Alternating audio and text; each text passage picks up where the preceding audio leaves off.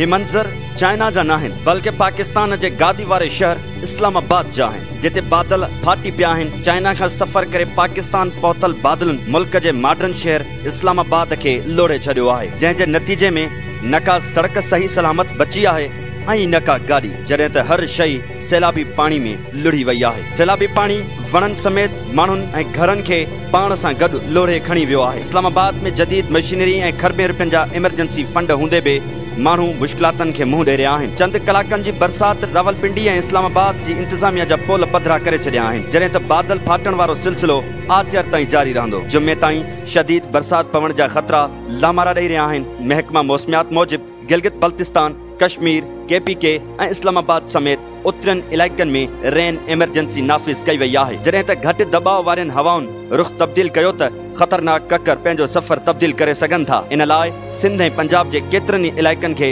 सावणी जा बादल ॿोॾ में तब्दील करे सघनि था। माण्हुनि खे एहतियात करण ऐं रब पाक खे ॿाॾाइण जी ज़रूरत आहे। रब जी बारगाह में झोली झले बरसाती आफ़तुनि खां छोटकारे जी दुआ घुरूं। जेकॾहिं ककरनि पंहिंजो सफ़र सिंध न कयो त अॻी बुखनि में पार थींदड़ माण्हुनि लाइ आफ़त बर्पा थी सघे थी। हिकु त अॻी 2010 वारी महा ॿोॾ जो ज़ख़्म भरिजी न सघियो, त ॿिए तरफ़ रब पाक जा कहर जारी आहिनि। मुल्क ऐं क़ौम खे दुआउनि जी ज़रूरत आहे।